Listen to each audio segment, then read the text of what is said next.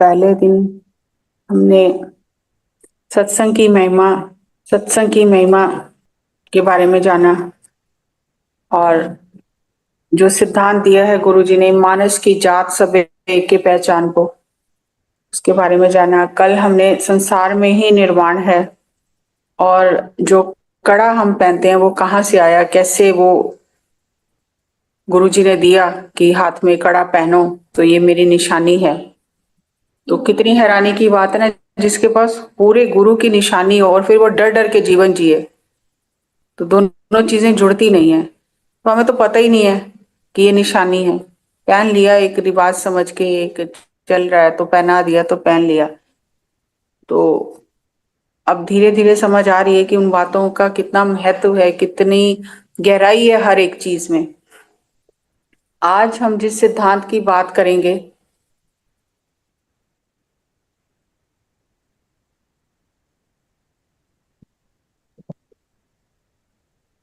आज हम जिस सिद्धांत की बात करेंगे वो है कि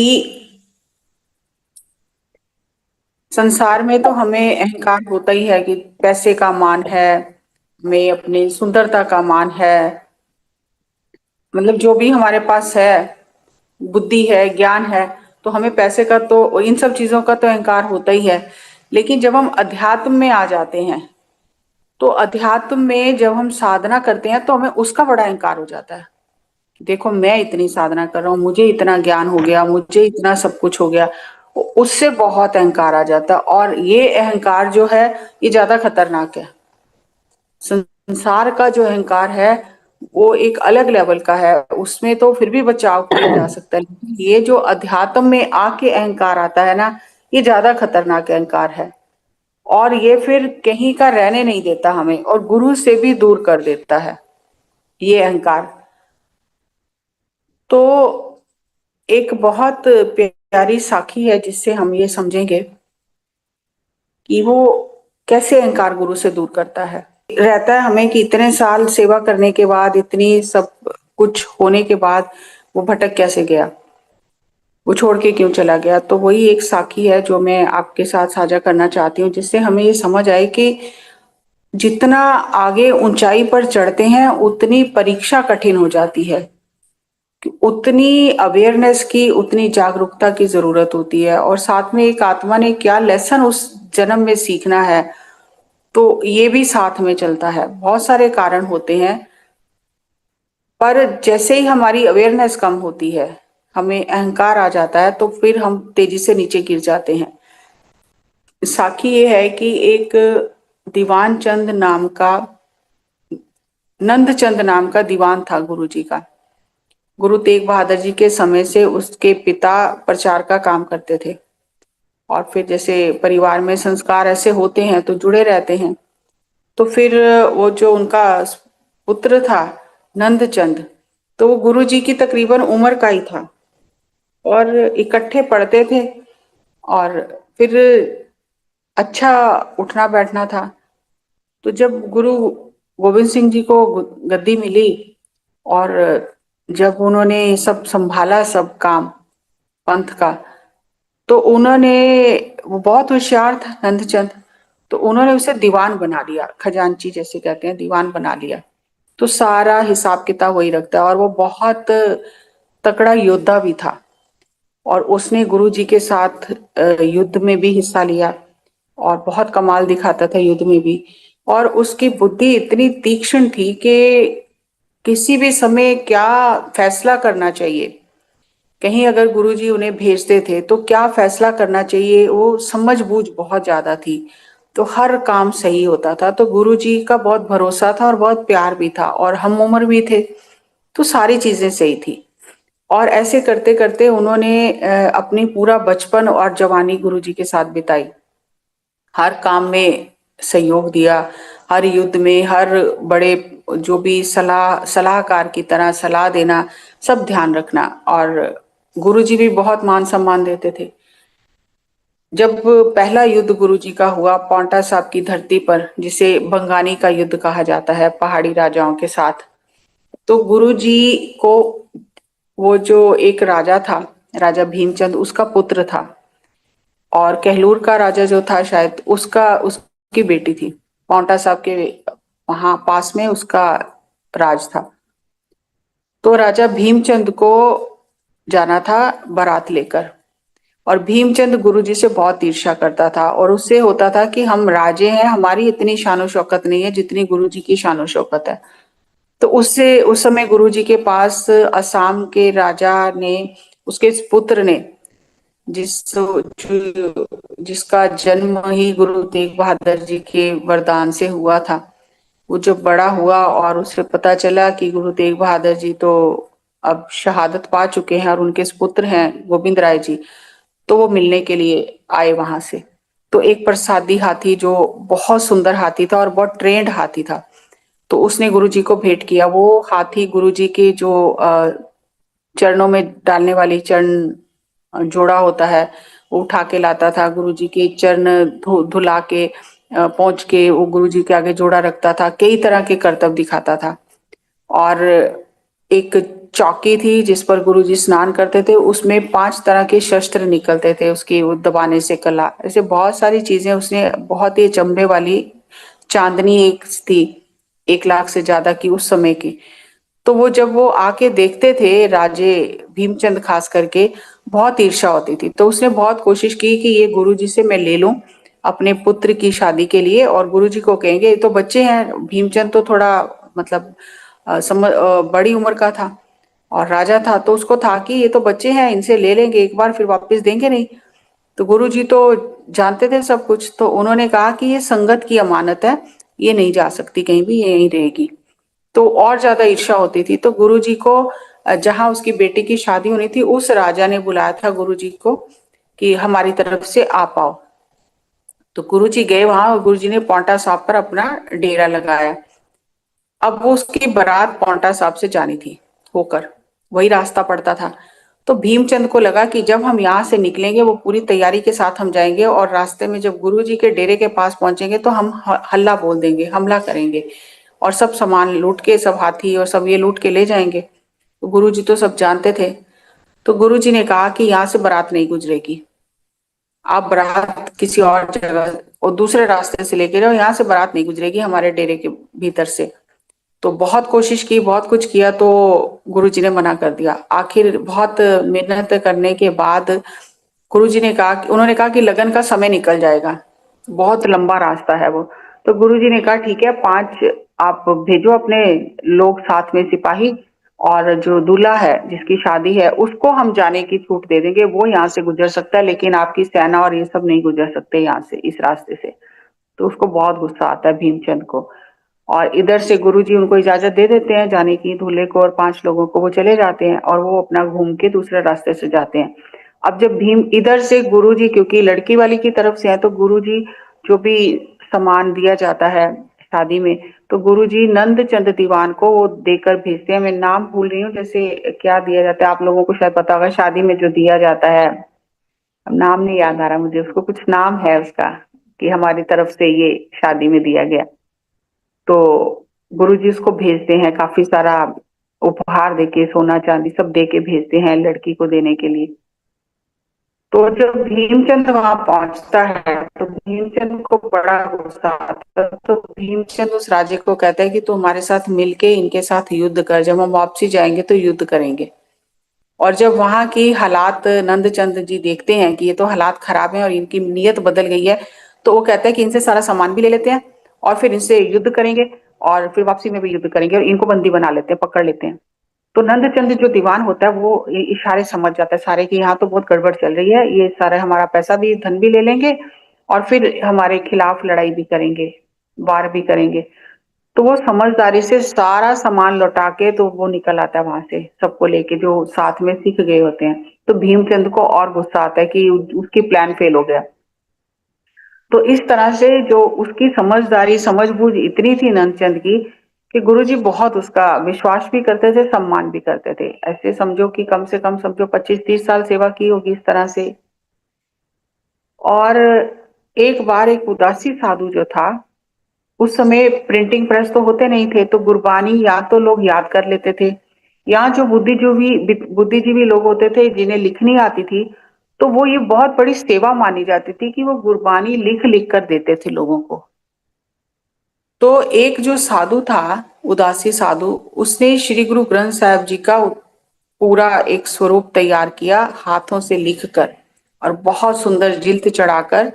उस समय फिर जो ऐसे सेवा करते थे वो गुरु जी को पहले दिखाते थे कि ये हमने बनाया है। तो वहां पे गुरु जी ने एक सिखों की टीम बना रखी थी जो पहले उसको उससे पाठ करते थे, देखते थे कि इसमें कोई त्रुटि तो नहीं है, कोई गलती तो नहीं है। जब वो चेक कर लेते थे कि ये सही है, तो फिर उस पर गुरु जी के हस्ताक्षर करा दिए जाते थे कि ये ऑथेंटिक है। तो इस तरह से एक टीम लगी रहती थी इस काम में दिन रात। तो जब वो उदासी साधु गया कि मैं ये गुरु जी को भेंट करूंगा जो मैंने श्री गुरु ग्रंथ साहब जी का स्वरूप तैयार किया है, तो जैसे होता है कि हमें लगता है कि ये ज्यादा करीब है, इसकी जान पहचान है, ये उठता बैठता ज्यादा है और सारे काम देखता है, तो ये जल्दी करवा देंगे।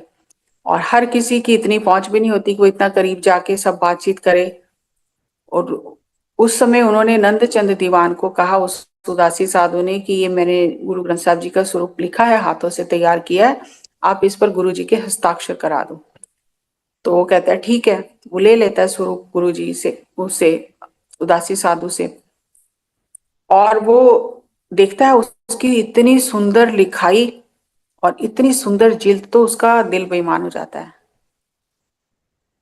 और उसको तो वो कह देता है कि हाँ मैं गुरुजी से साइन करा दूंगा, दस्तखत करा दूंगा, लेकिन वो गुरुजी को बताता ही नहीं है नंदचंद कि इस तरह का कोई स्वरूप है। उसको लगता है ये मैं ही रख लेता हूँ। अब कुछ समय बीत जाते हैं, कुछ महीने। उस समय तो इतनी व्यवस्था भी नहीं थी कि आप फटाफट से जाके पता करो, ये करो। तो जब वो जाता है, दोबारा साधु आता है, तो पूछता है कि वो स्वरूप के करा दिया गुरुजी से साइन? तो कह रहे नहीं, इतना बड़ा काम है तो उसमें समय लगेगा, तो अभी थोड़ा उसमें समय लगेगा, अभी गुरुजी व्यस्त बहुत हैं। तो साधु मान जाता है, वो चला जाता है। फिर थोड़े दिन बाद, थोड़े महीने बाद साधु आता है, तो फिर पूछता है कि वो मेरे सिग्नेचर हो गए क्या, साइन हो गए क्या उस पे? तो कहते हैं इतना आसान काम थोड़ी है, तो बहुत समय लगता है इस काम में, पहले पूरा चेक होगा तब साइन होंगे गुरुजी के, अभी गुरुजी बहुत व्यस्त है, अभी नहीं हुआ। तो साधु फिर चला जाता है। अब जब तीसरी बार साधु जाता है, तो वो जो नंदचंद है उसे बहुत डांटता है कि क्या तुम पीछे पड़ा हुआ है। तो साधु को थोड़ा शक होता है कि ये तो कुछ और चल रहा है। पर वो इतना गुरु जी के करीब होता है नंदचंद, इतना गुरु जी का उस पर भरोसा होता है, तो किसी की हिम्मत नहीं होती है वो गुरु जी को कहे कि भी ये, इसके मन में बेईमानी आ गई है। तो वो उदास हो जाता है बहुत। साधु, पहले उदासी साधु जो है, बहुत उदास हो जाता है कि अब मैं क्या करूं, कैसे बताऊं गुरु जी को। और जब ये जो लोग करीब होते हैं ना, वो इस तरह का ताना बाना बुन लेते हैं कि जो व्यक्ति गुरु जी से बात करना चाहता है वो वहां तक पहुंचता ही नहीं है। कोई ना कोई बहाना बना दिया, कुछ ना कुछ ऐसा कर दिया कि वो गुरु जी से बात करने का मौका नहीं दिया जाता उन्हें। अब ये उदासी साधु जंगल में जहाँ रहता है, तो बहुत उदास अपना परमात्मा के आके प्रार्थना करता रहता है कि मेरा इतनी मेहनत मैंने की, लेकिन उसका कुछ फल नहीं हुआ मेरी मेहनत का। तो जब ये बहुत ज्यादा मन उदास कर होके ये सब मन में सोचता रहता है, तो एक बार गुरु जी उसी रास्ते से, उसी जंगल में शिकार खेलने जाते हैं, और रास्ते में एक साधु की कुटिया है। अब वो ये साधु गुरु जी के दर्शन करता है और बहुत उदास है। तो पूछते हैं, तो वो कहता है कि इस तरह से मैंने नंदचंद दीवान को श्री गुरु ग्रंथ साहब जी का स्वरूप दिया था और अभी तक हस्ताक्षर नहीं हुए हैं। तो गुरु जी ने कहा हमें तो पता ही नहीं है। तो फिर गुरु जी सिखों को भेजते हैं नंदचंद दीवान के पास कि ऐसा कोई स्वरूप आया है क्या? तो वो कहता है हाँ आया है। तो गुरु जी ने कहा वो हमें चेक करके हमारे पास लाओ, हम साइन करेंगे। तो बात फिर हो जाती है और वो साधु को तसल्ली देते हैं कि ये तुम्हारा काम हो जाएगा, सिग्नेचर कर देंगे जब चेक हो जाएगा। तो साधु को थोड़ी तसल्ली होती है और फिर कुछ महीने निकल जाते हैं। पर वो नंदचंद जो दीवान है वो साधु को गुरु जी तक पहुंचने ही नहीं देता। अब वो फिर उदास हो जाता है बहुत, इतने समय निकल गया कुछ भी नहीं हुआ। फिर एक बार गुरु जी उस तरफ जाते हैं, तो फिर वो पूछते हैं, तो वो बोलता है कि अभी तक नहीं हुआ। तो गुरु जी फिर सिखों को भेजते हैं। अब इतना विश्वास पात्र है, एकदम से पकड़ा भी नहीं जाता, एकदम से कुछ कहा भी नहीं जाता, क्योंकि विश्वास इतना है और इतनी सेवा की है, इतने सालों से है साथ में, इतना अच्छा काम करता है, तो वो सब चीजें सब ध्यान में रखते हैं गुरु। ऐसा नहीं कि एकदम से इल्जाम लगा दिया, पकड़ लिया। वो भी देखते हैं कि ये बंदा कितना नीचे जा सकता है। तो दूसरी बार फिर सिखों को भेजते हैं, तो कह रहे इतनी जल्दी क्या, हो जाएगा ना, मैं कल ले आऊंगा, मैं कल दरबार में ले आऊंगा। और ऐसे तसल्ली देके वापस भेज देता है, लेकिन लेके फिर भी नहीं जाता। फिर कुछ समय निकल जाता है। अब जब कुछ समय निकल जाता है तो फिर वो साधु गुरु जी को मिलता है और कह देता है कि नहीं, कुछ नहीं हुआ अभी तक। और गुरु जी को इतनी नॉलेज में तो ये बात आ गई है कि ऐसा है, और हमारे तक वो पहुंच नहीं रहा, तो गुरु जी को भी पता चलता है कि ये सही नहीं हो रहा है। तो फिर गुरुजी 5 सिखों को उसके घर भेजते हैं और उसको बहुत, वो कहते हैं कि अगर कल सुबह ये स्वरूप दरबार में नहीं आया, फिर तू देख लेना फिर क्या होगा, फिर तेरी जान नहीं बख्शी जाएगी। तो मौत खड़ी है तेरे सामने। ये कल सुबह स्वरूप गुरुजी कह रहे हैं कि पहुंच जाना चाहिए दरबार में। अब वो नंदचंद दीवान जो है, वो उसको गुरुजी का रोष पता है, गुस्सा पता है कि गुरुजी ने कह दिया तो अब तो मेरी मौत आ ही जाएगी। तो वो गुरु जी को ही भला बुरा कहने लग जाता है सिखों के सामने। तो गुरु जी की बुराई करता है, भला बुरा बहुत कहता है। तो सिख बड़े हैरान होते हैं और वो उसको कहते हैं कि तू सही नहीं कर रहा है, इतने साल सेवा करने के बाद अब तुझे इतना अहंकार हो गया है। तो गुरु जी ने जो कहा है तू वचनों की पालना नहीं कर रहा। तो फिर वो सिख आके गुरु जी को कहते हैं कि नंदचंद जो दीवान है वो इस तरह से बुरा बोल रहा है आपको, और बुरे शब्द, भला बुरे शब्दों का इस्तेमाल कर रहा है, और उसका मन बेईमान हो गया, और हमें भी उसने बहुत कुछ सुनाया है गुस्से में बहुत कुछ, और हमने आपका संदेश दे दिया। तो गुरु जी कहते हैं ठीक है, देखते हैं सुबह। अब इसको ये पता है कि गुरु जी का गुस्सा है, और सुबह गुरु जी अगर मैं नहीं गया तो बिल्कुल मुझे मार ही दिया जाएगा, मेरा सिर अलग कर दिया जाएगा धड़ से, पता है उसको। और ये भी योद्धा भी है। तो ये क्या करता है, देखो बंदा कितना, सोच कैसी हो जाती है। ये रातों रात अपने कुछ लोगों को लेके वहां से भाग जाता है। वो स्वरूप भी ले जाता है श्री गुरु ग्रंथ साहब जी का, और 4-5 जो भी लोग इसके साथी होते हैं उनको लेके वहां से रातों रात भाग जाता है अनंतपुर साहब से। और सुबह दरबार में गुरु जी को पता चलता है कि नंदचंद भाग गया है। तो गुरु जी कहते हैं जिस मौत से डर के भागा था वो मौत आगे ही खड़ी है, और वचन हो गया गुरु जी का। अब ये जाता है, और ये जो गुरु जी के जो रिश्तेदार होते हैं सोडी वंश के, जो खिलाफत करते हैं, जो खिलाफ होते हैं, ये उनके पास जाता है कि ऐसा ऐसा है, मैं छोड़कर आ गया हूँ, और मेरे पास गुरु ग्रंथ साहब है, आपकी बड़ी मानता हो जाएगी, और मुझे यहीं पर ही आपके साथ मिलके काम करते हैं। तो ऐसा करके वो सब जानते हैं कि ये दीवान नंदचंद जो है बहुत करीबी है गुरु जी का। देखो जब किस्मत पलटती है ना, विनाश काले विपरीत बुद्धि, तो वो होते तो गुरु जी से ईर्ष्या करने वाले हैं सारे, लेकिन वो जो उनका हेड होता है वो कहता है कि जो अपने इतने साल सेवा करने के बाद अपने गुरु का सगा नहीं हुआ, वो हम इस पे कैसे भरोसा कर लें, हमारा सगा कैसे हो सकता है। तो वो उसको, उस पे भरोसा नहीं करते, और वो कहते कि ये कुछ चाल है, ये आया है हमें फंसाने के लिए, ये कुछ चाल है, क्योंकि ये तो गुरु जी का बहुत करीबी है। अब वो क्या करते हैं कि उससे वो गुरु ग्रंथ साहब की जो भीड़ है वो भी ले लेते हैं और उसको मार देते हैं। अब जब उसकी मृत्यु हो जाती है, क्योंकि गुरुजी ने कहा कि आगे मौत खड़ी है, वो मार देते हैं। तो ये जो साथी इसके होते हैं वो उसको ले जाते हैं वहां से, उसके शव को, और हरियाणा के पास एक गांव है, मुझे नाम नहीं याद आ रहा, वहां पर वो उसको, उसका अंतिम संस्कार करते हैं। और उस गांव में लोगों को बताते हैं कि ये तो गुरु जी का बहुत करीबी सिख है, और इसने बहुत सेवा की है, नाम तो लोग जानते ही होते हैं काफी कुछ, तो बहुत सेवा की है, इतने साल गुरु जी के साथ रहा है, गुरु जी का बहुत करीबी है, ये है, करके वहां पर उसकी ये मतलब पॉजिटिव उसके बारे में बता के उसके नाम, जहां उसका अंतिम संस्कार करते हैं, गुरुद्वारा बना लेते हैं।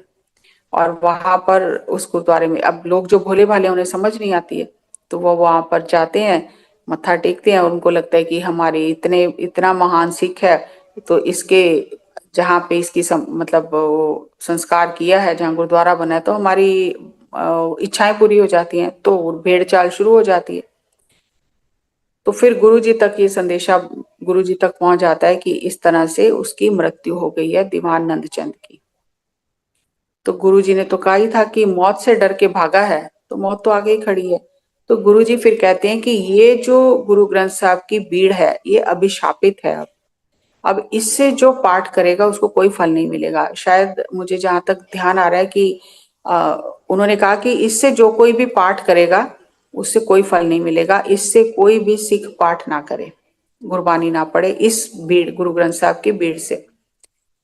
अब जो उदासी साधु होता है वो बड़ा उदास हो जाता है कि इतनी मेहनत की, इतना सब कुछ हुआ और फिर फायदा क्या हुआ, कुछ नहीं हुआ। तो फिर गुरु जी उसे कहते हैं कि तूने जो मेहनत की, तेरी मेहनत का फल तुझे मिलेगा। लेकिन अब वो बीड़ साहब जो है, जो श्री गुरु ग्रंथ साहब जी की वो तैयार हुई है, उसका पाठ करने से किसी को कोई लाभ नहीं मिलेगा, उसका पाठ वर्जित है, वो श्रापित बीड़ कही जाती है। तो इस तरह से आप देखो कि इतनी सेवा करने के बाद, इतना गुरु के करीब होने के बाद अहंकार और ईर्ष लालच कहाँ ले जाता है। तो फिर अभी तो ये तो साखी यहाँ पे खत्म हो जाती है, लेकिन आगे क्या अपने लिए कांटे बोए हैं, अब कितने जन्म लगेंगे उसको ठीक करने में, आगे क्या होगा ये तो गुरु ही जानते हैं। लेकिन कितनी कठिन परीक्षा है और कितना कठिन आत्मा का सीखने का सबक है इसमें। तो इसलिए कहते हैं कि जब साधना करते हैं, आगे बढ़ते हैं साधना में, जितना करीब जाते हैं गुरु के, परमात्मा के, उतना अवेयरनेस की जरूरत होती है कि हर पल हम उस भाव में रहें जिसे गुरबानी में कहा जाता है निर्मल भय। मतलब डर है, लेकिन ये डर ऐसा नहीं है जैसे हम डर डर के मरते हैं, मतलब कि गुरु के सम्मान में, गुरु के सत्कार में, कि वो सब कुछ जानता है, हमारे अंदर क्या चल रहा है वो भी गुरु को पता है, उस तरह का हमारे अंदर एक भय रहना चाहिए। ये नहीं कि हम करीब हैं तो हम जो मर्जी करें, क्या फर्क पड़ता है, थोड़ी पता चलता है हम पे, हमारे पर तो बहुत भरोसा है गुरु को, नहीं। तो इस तरह नंदचंद दीवान का अंत होता है, मृत्यु हो जाती है। और फिर धीरे धीरे लोगों को ये पता चल जाता है कि ये गुरु को छोड़कर भागा था और इसकी इसलिए मृत्यु हुई है। तो वो जो इज्जत बनी बनाई थोड़ी सी उन्होंने, जो साथी थे वो भी खत्म हो गई, जो झूठ बोल के गुरुद्वारा बना लिया और ये सब, वो भी खत्म हो गया। धीरे धीरे वो पता चल जाता है कि ये तो गुरु को छोड़कर भागा था, इस तरह से इसने किया था, तो इज्जत भी खत्म हो जाती है। तो कहाँ पहुंचते हैं, कितनी ऊंचाई पर, और जितना ऊंचाई पर पहुंचते हैं उतनी तेजी से नीचे गिर जाते हैं फिर। तो यात्रा कितनी आत्मा की लंबी हो जाती है। तो इस तरह इसीलिए कहते हैं कि अहंकार जो है वो कहीं का नहीं रहने देता। आप शायद आप बाकी जो विकार हैं उनको आप थोड़ा नियंत्रण कर सकते हो, लेकिन जब अहंकार सिर पर चढ़ जाता है तो फिर वो कुछ भी करने नहीं देता। तो इसलिए साधना करने से ज्यादा अहंकारी हो जाते हैं। अगर गुरु के प्रति सम्मान नहीं रहता, अपने आप को कुछ समझने लग जाते हैं, तो वो फिर जो एक लाइन होती है, जब हमें ये एहसास रहता है कि गुरु सब कुछ जानता है, वो खो जाती है और फिर हम अपने दूसरे रास्ते पर चल पड़ते हैं। तो इसीलिए जो साधना करते हैं उन्हें और ज्यादा सतर्क रहना पड़ता है कि कहीं हमारा मन कोई बीच में आकर खराबी ना कर दे। तो ये साखी से यही पता चलता है कि अहंकार जो है वो आपको बहुत ऊंचाई से भी नीचे गिरा देता है। एक टटीहरी नाम का पक्षी है जो पैर ऊपर करके सोता है, बाकी पक्षियों के पैर नीचे होते हैं, टिटेरी जो होती है उसका पैर ऊपर की तरफ होता है, उल्टी सोती है वो। तो बाकी पक्षी उसे कहते हैं कि तू उल्टी क्यों सोती है, तू भी सीधी सो, पैर नीचे करके सो, ऐसे उल्टी कैसे सोती है। तो वो कहती तुम्हें नहीं पता, इतना बड़ा आसमान है, ये मेरे पैरों पे टिका हुआ है, अगर मैं सीधी होगी तो आसमान नीचे गिर जाएगा। तो वो उल्टी ही सोती है। ये सही की बात है। तो अहंकार ऐसा होता है कि हमें लगता है हमारे ऊपर सब टिका हुआ है, अगर हमने नीचे से हटा लिया तो सब नीचे गिर जाएगा। तो अहंकार आपको इस स्थिति में ले जाता है कि आपको लगता है कि आसमान को तो आपने ही रोका हुआ है, अगर आप हट गए तो आसमान नीचे गिर जाएगा। एक पक्षी का, यही इसी का टिटरी का उदाहरण दिया जाता है कि टिटरी की तरह हम खुद को समझने लगते हैं। तो इसलिए ये बहुत ही गहरी बातें हैं और साधना करके आगे बढ़ते हुए बहुत सावधानी से आगे बढ़ना है, क्योंकि जितना ऊंचाई पर चोटी की तरफ चलते हैं उतने रास्ते संकरे हो जाते हैं। और तो परीक्षा होती होती है, और जब गुरु परीक्षा लेता है तो उसमें पास होना, गुरु ही पास करे तभी पास हो सकते हैं, नहीं तो पास नहीं हो सकते। भय रहना चाहिए कि गुरु सब कुछ जानता है हम जो कर रहे हैं। अब देखो इतना करीब होने के बाद भी वो भय खो गया कि मैं जो कर रहा हूँ वो गुरु को पता है। और गुरु जी ने जब ताड़ना भी की, 3 बार सिखों को भी भेजा, तो भी समझ नहीं आया ना, तो और ज्यादा हम कर्म जो हैं वो खराब कर लेते हैं। तो मुझे तो ये बहुत अच्छा लगा कि कितना हमें अवेयरनेस रहनी चाहिए आगे बढ़ते हुए। तो ऐसी साखियां सुन के थोड़ा मन जो है वो बैठ जाता है, फिर नहीं तो फिर हम अपने आप को बहुत कुछ समझने लग जाते हैं। और एक सत्संग की महिमा की साखी आपको आज फिर सुनाती हूँ कि एक सिख ईर्षा, एक तो अहंकार का हो गया, एक ईर्षा जो है वो भी हमारा बहुत नुकसान करती है, और ईर्षा हो ही जाती है और अध्यात्म में आके ज्यादा हो जाती है। संसार में तो ईर्षा होती है, अध्यात्म में ईर्षा और ज्यादा हो जाती है। कैसे ईर्षा हो जाती है कि मान लो एक व्यक्ति 20 साल से गुरु के साथ रह रहा है, गुरु की सेवा कर रहा है और गुरु के बहुत करीबी है। एक व्यक्ति आता है नया, और वो साधना करके, और वो भी गुरु के करीब हो जाता है, और उसे अभी कुछ ही समय हुए हैं, कुछ ही दिन या कुछ ही महीने हुए हैं, और वो उससे भी ज्यादा करीब हो जाता है जो 20 साल से सेवा कर रहा है। तो जो 20 साल से सेवा कर रहा है उसे बहुत ईर्ष्या होती है कि कल का आया और देखो जी ये तो कहाँ घुस गया, आगे बढ़ गया ये। तो हमें दूसरों को आगे बढ़ता देख के खुशी नहीं होती है, ईर्ष्या होती है बहुत। और अध्यात्म में ईर्ष्या बहुत ज्यादा हो जाती है कि अब किस तरह इसको दूर करें, किस तरह इसको नीचे गिराएं। उसका कुछ बिगाड़ तो हम नहीं सकते, लेकिन कोशिश पूरी करते हैं कि कैसे इसको नीचे गिरा दिया जाए। तो ऐसे ही एक सिख जो गुरु जी के बहुत सेवा करता है, पैर दबाता है, रात को सेवा करता है, दिन में सेवा करता है, वस्त्र धोता है। अब जो पहले से सेवा कर रहे हैं तो उन्हें बड़ी ईर्ष्या होती है कि ये कल का आया और देखो जी सारा ये सेवा ये करता है और हमें मौका नहीं मिलता सेवा करने का। और गुरु जी सारी सेवा इससे ही कराते हैं, और वो भाग भाग के दौड़ दौड़ के दिन रात सेवा करता रहता है, वस्त्र धोता है, चरण उनके दबाता है, जो भी सेवा उसे दिखाई देती जो भी है, तो वो गुरु जी के आसपास रहता है और बहुत सेवा करता है। अब जो पहले वाले हैं सेवादार, उन्हें बहुत ईर्ष्या होती है कि ये कल का आया और ये जी देखो सब सेवा ये संभाल रहा है और हर समय गुरु जी के पास रहता है। तो अब गुरु जी भी उससे बहुत प्यार करते हैं, अब जो सेवा करता है उससे प्यार तो हो ही जाता है, और गुरु की तो लीला है। तो इनसे बर्दाश्त नहीं होता, कुछ दिन तो ये देखते हैं, और फिर इनसे 4-5 लोग मिलके इनको बहुत ईर्ष्या होती है और ये कहते हैं कि अब इसको पकड़ के ना मारेंगे हम। और वो उसको पकड़कर सिख को अकेला जब देखते हैं तो उसको बहुत मारते हैं एकांत में ले जाके, और मारते हैं और उसे बहुत डराते धमकाते हैं कि अब तू गया ना अगर वहां पर गुरु जी के पास और तूने अगर ये बात बताई तो फिर तू देखना हम तेरा क्या हाल करेंगे। उसे बहुत मार मूर के छोड़ाते हैं वहां पर। अब वो घर में है, अब वो सेवा में नहीं आ रहा क्योंकि उसे तो उठने लायक ही नहीं छोड़ा, तो वो सेवा में नहीं आ रहा है। तो गुरु जी ने देखा 1 दिन 2 दिन 3 दिन नहीं आया, तो गुरु जी ने कहा कि अरे वो सिख नहीं आ रहा सेवा करने, वो कहाँ गया, तो उसकी पता करो। जब पता करते हैं तो पता चलता है कि उसके तो बहुत चोट लगी है, हड्डी टूटी हुई है, ये सब है, और वो आराम कर रहा है घर में, वो आ ही नहीं पा रहा। तो गुरु जी उसे बुलाते हैं, आता है वो गुरु जी के पास, तो पता चल जाता है गुरु जी को कि इसको मारा है। तो गुरु जी उससे पूछते हैं कि तेरे को किसने मारा है, बता सकता ना, मेरे को सिखों ने मारा है, इन्होंने मारा है इसलिए मारा है। तो कहता है कि गुरु जी गरम गरम दूध मंगाते हैं, अपने हाथों से उसे दूध पिलाते हैं और कहते तू बता किसने तेरे को मारा है, उन्हें हम सजा देंगे। तो उस सिख का जवाब सुनो आप। वो सिख कहता है गुरु जी मारने वाले भी आप, दूध पिलाने वाले भी आप, दर्द कम करने वाले भी आप, ध्यान रखने वाले भी आप, सेवा करने वाले भी आप, किसी ने कुछ नहीं किया, सब आपका किया, आपकी लीला है सब। तो गुरु जी उस पर बहुत प्रसन्न हो जाते हैं।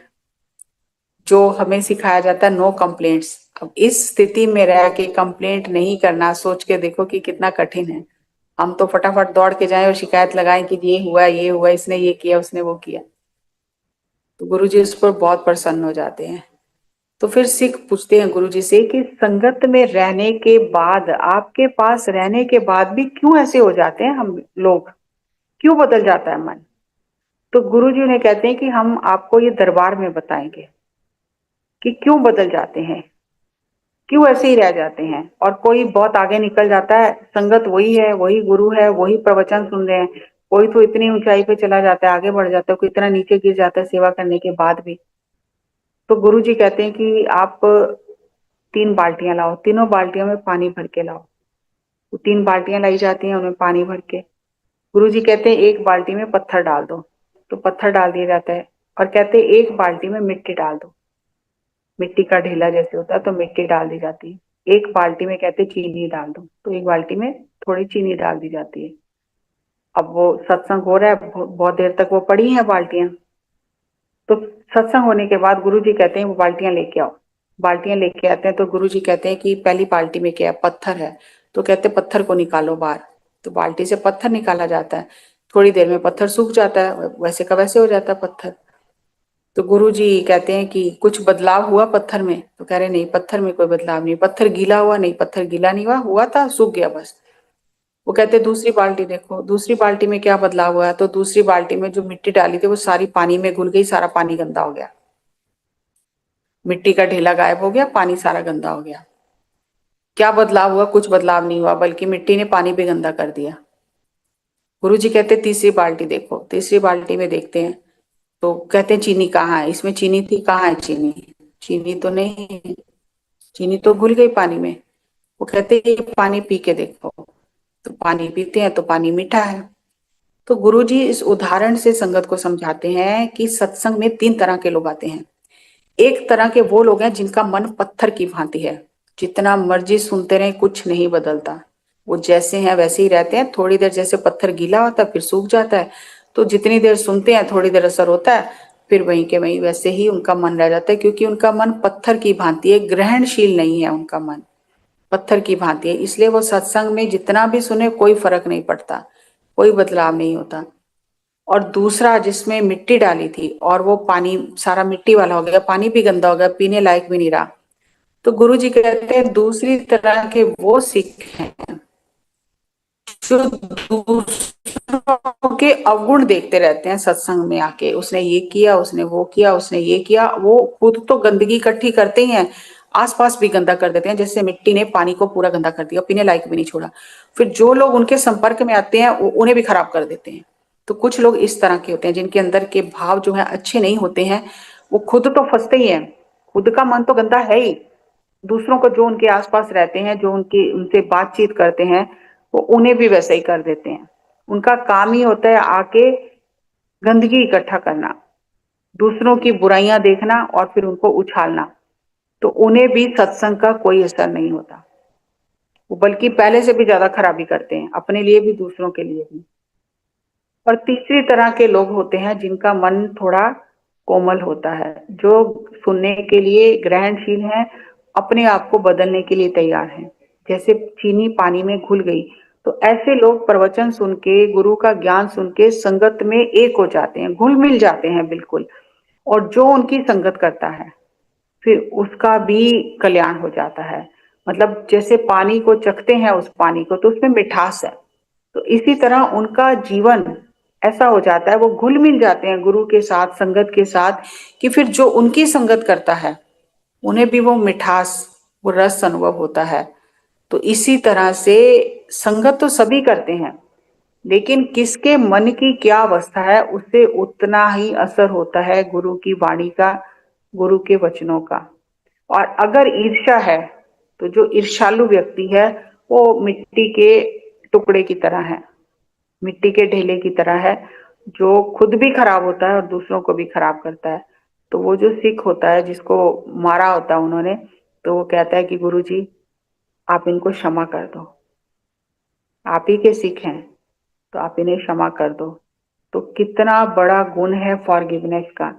तो फिर गुरु जी कहते हैं कि ये जो सिख है, तो ये हमारी सेवा कर रहा था, ये तीसरी टाइप का सिख है कि जो घुल मिल जाता है तो दूसरों का भी भला सोचता है। और ये जिन्होंने मारा है, ये दूसरे तरह के सिख हैं कि मिट्टी की तरह पानी भी गंदा कर दिया, सब गंदा कर दिया। तो हमें खुद को जांचना है कि हम किस तरह के सिख हैं। क्या हम गुरु की बातों को ग्रहण कर रहे हैं या हम कुछ और ही किए जा रहे हैं।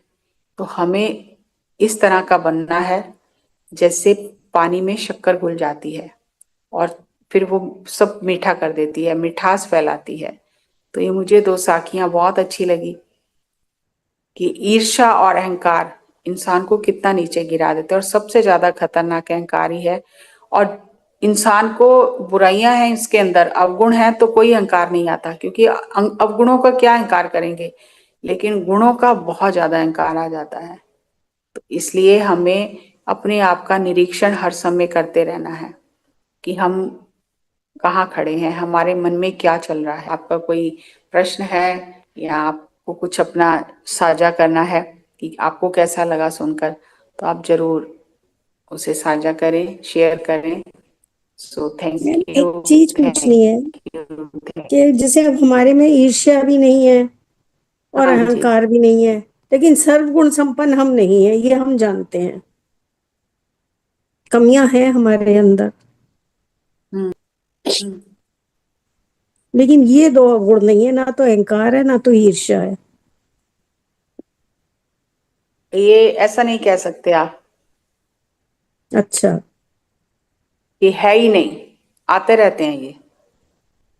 अहंकार भी आता रहता है, ईर्ष्या भी आती रहती है, अगर आप अवेयर नहीं है तो वो हावी हो जाते हैं। पहले था कि आता है, किसी टाइम थोड़ा आखिर तक आते अहंकार रहते आता हैं। है। नहीं नहीं, आखिर तक आते रहते हैं, चक्कर मारते रहते हैं, ये अपना अपना देखते रहते हैं कि कब काबू कर सकते हैं इसको। तो ये अच्छा। आते जाते रहते हैं। लेकिन जब हम अवेयर होते हैं, हमारी गलती पकड़ी जाती है, हमें खुद से समझ आ जाती है, तो थोड़ा सा बच जाते हैं हम। लेकिन ये नहीं कह सकते कि है नहीं। ईर्ष्या बहुत अच्छा। आती है। आप जब इस चीज को नोटिस करोगे ना, तो अध्यात्म में ज्यादा ईर्ष्या आती है। वो मुझसे आगे अच्छा। कैसे बढ़ गया, हाँ, मुझसे आगे कैसे बढ़ गया, वो कल का आया और इतना आगे बढ़ गया। तो फिर उसको, उसकी कमियां निकालना, उसकी बुराई करना, काम में टांग अड़ाना, ये सब चलता है। मैं तो देखती हूँ ना अपने चारों तरफ, ये सब चलता है। तो ये तो दावा कर ही नहीं सकते कि अहंकार भी नहीं है, ईर्ष्या भी नहीं है। जब आप बहुत बारीकी से अपना खुद का निरीक्षण करोगे ना, तो पता चलेगा है ईर्ष्या, संसारी भी है। अध्यात्म की तो छोड़ो, संसारी ही आ जाती है ईर्ष्या। अहंकार तो एंड तक रहता है मैम, कहते हैं अहंकार तो अंत तक एंड रहता तक है। रहता है देखो, अहंकार। पता नहीं, वो पहले पहले दीवान, होता था। नहीं नहीं, दीवान नंदचंद कितनी सेवा करने के बाद अहंकार कहाँ जाके आया, कभी भी उठ मैम जाता है वो अंदर से।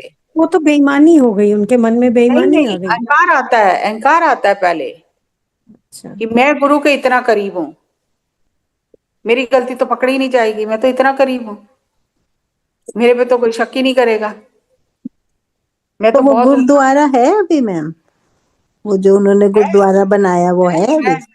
है। तो फिर वहां लोग जाते हैं, पता है ये जाते झूठ हैं का बना। हाँ जाते हैं, जिनको नहीं पता वो जाते हैं। हाँ, नहीं पता तो क्या पता, वही ना। हाँ, हाँ। अब है गुरुद्वारा जी, वो गुरु जी का सिख था। ऐसे कई बने हुए हैं गुरुद्वारे। हाँ। अच्छा। तो ये अब ये जो, सत्य के साथ झूठ साथ साथ चलते ही रहता है। तो ये अनजाने में वहां जाते हैं लोग, तो फिर वो उनका ठीक रहता है जाना के, पता ही नहीं जब तो। वही बात है ना, अब जिसको बेचारे को पता ही नहीं है, तो अच्छे भाव से जा रहा है वो तो। तो भाव अच्छे से जा रहा है ना। लेकिन अब धीरे धीरे चीजें लोगों को पता चलने लग गई हैं। हाँ ये हाँ। तो ऐसे नहीं, ऐसे था। तो कुछ दिन तो झूठ का सिक्का चल जाता है ना, हाँ जी। लेकिन बाद में उसका पर्दाफाश हो जाता है। हम्म। ये चक्कर है ना, थोड़े दिन तो झूठ का सिक्का चल जाएगा, हाँ, लेकिन सत्य बाद में आखिर तो सत्य प्रकट हो ही ये तो जाता है। प्रकट हो ही जाता है धीरे धीरे पता। और आज की टाइम पहले लगता तो है। उस समय की बात है, आज की तारीख में तो आप कुछ करके देखो, उसी समय पूरी दुनिया में खबर पहुंच पहुंच जाएगी व्हाट्सएप से। हाँ। सही बात है।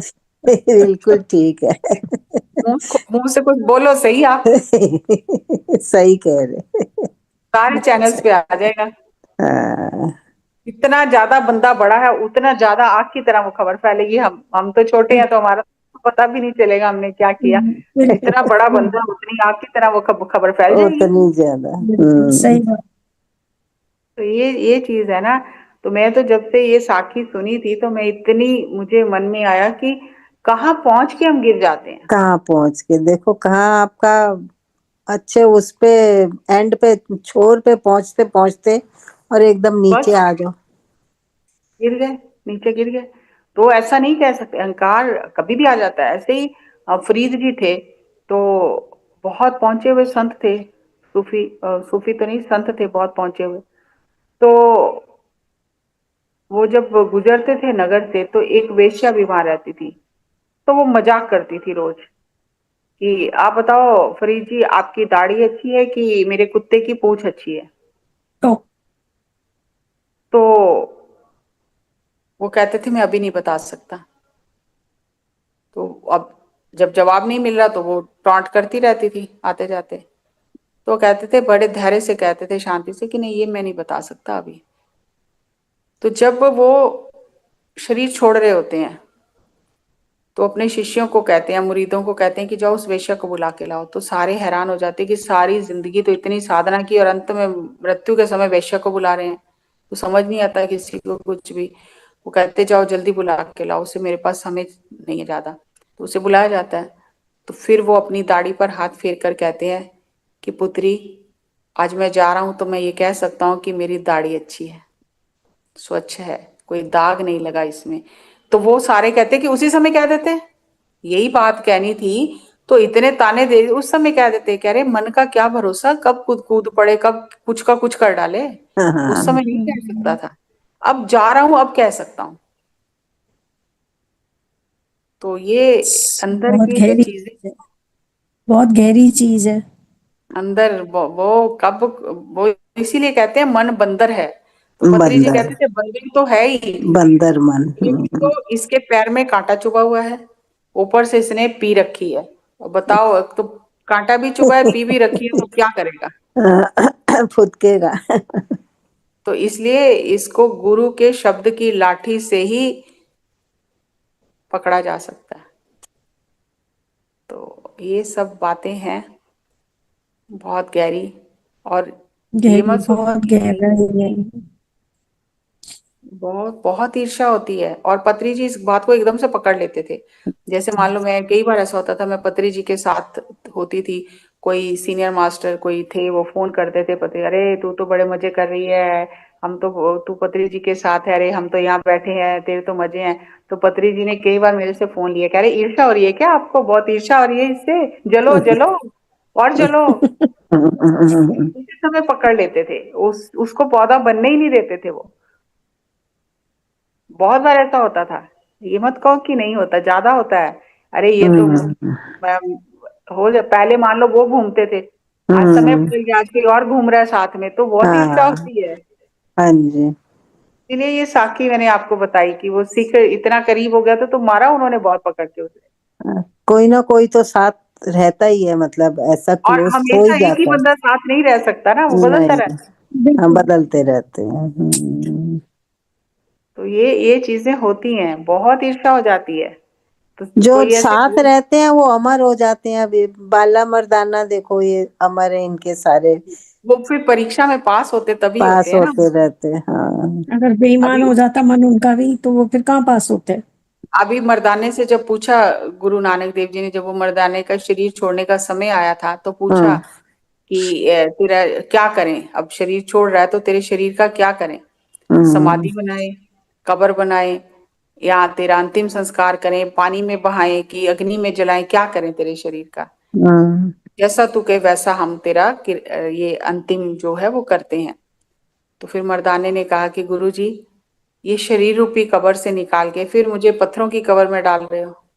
आपके साथ रहते रहते इतनी तो समझ आ ही गई है ना कि ये शरीर तो नाशवान है, और जो यहाँ पर जला दिए जाते हैं, फिर उन्हें आगे जल्दी रास्ता मिल जाता है, और जो यहाँ पर जलाए नहीं जाते हैं, फिर उन्हें आगे जलाया जाता है। तो मुझे आप जलाना। अब देखो, वो मुसलमान था, तो उसमें तो दबाया जाता है ना। लेकिन उसे इतनी समझ आई, इतना ज्ञान मिला गुरुजी के साथ, तो उसने कहा कि मेरा आप अंतिम संस्कार करना। तो गुरुजी ने उसका अंतिम संस्कार किया, अपनी चद्दर और बाला की चद्दर, भाई बालाजी की लेके दोनों की चद्दर डाल के ऊपर उसका अंतिम संस्कार किया। और फिर गुरुजी ने ये वर दिया उसके पुत्रों को, उसके परिवार को, कि आज से आपकी कुल में जो भी शरीर छोड़ेगा उनका अंतिम संस्कार ही होगा। ओ, तो गुरु की परीक्षा में पास होना, तो गुरु पास करे तभी हो सकते हैं ना। वो संसार की चाल से बिल्कुल उलट बात होती है, तो समझना बहुत कठिन है। अब देखो कितनी उलट बात है ये, बहुत तो वो समझना कठिन होता है ना। तो वो समझ वही सकता है जिससे गुरु अंदर से जगा कर ज्ञान दे, जरा, हाँ। वही उस बात का जवाब दे सकता है, जिसको गुरु गुरु जनवाए चाहेंगे तो वही जाने। समझ पाएगा, वही समझ जिसको पाएगा, गुरु नहीं चाहेंगे वो नहीं समझ पाएगा। वो नहीं समझ पाएगा। अब वो गौतम बुद्ध जी के साथ भी वो आनंद थे, वो भी देखो सारी हाँ, उम्र साथ रहे, लेकिन वो इतना कुछ उनसे ज्यादातर प्राप्त नहीं कर पाए। ज्यादातर ऐसा होता है पॉज हो कि गया गुरु क्या? थोड़ा सा, थोड़ी देर आए, सीखा, सत्संग किया, और गुरु से जो भी गुरु ने कहा करने के लिए वो करते रहे, वो बहुत आगे निकल जाते हैं। और जो बहुत करीब होते हैं ना, वो कई बार बहुत पीछे रह जाते हैं। उन्हें इस बात का ही गुमान हो जाता है कि हम तो साथ में हैं। हाँ, वो ग्रांटेड ले लेते हैं ना कि ये तो अब वो हर हमारी चीज टेकन फॉर ग्रांटेड हो सब। जाती है, हमें तो हाँ। छूट है, हमें तो छूट है। तो वो उस चक्कर में वो जो हम्म। लाभ होना होता नहीं हो पाता, हाँ जी, और जो बाहर से आते हैं वो ले जाते हैं। ले जाते हैं। ये तो लीला है ऐसी ही संसार की। सही यही है। देखना है हमें, हमारा मन कैसा है, पत्थर जैसा है कि मिट्टी के ढेले जैसा है या शक्कर जैसा है। हम्म। पानी तो वही है, पानी वही नहीं है, बदला। पानी वही है। तो हम क्या ले रहे हैं? तो संगत में बैठ के भी अगर ये नहीं हो पा रहा है तो फिर तो क्या होगा। हम्म। ठीक फिर है जी। टाइम वेस्ट है हमारा, एनर्जी वेस्ट, टाइम वेस्ट। वो जितना कमा रहे हैं साथ के साथ गवा रहे हैं ना। हाँ जी। सो जो मुझे समझ में आया मैंने आपके साथ साझा किया। सो आप सभी का बहुत बहुत धन्यवाद।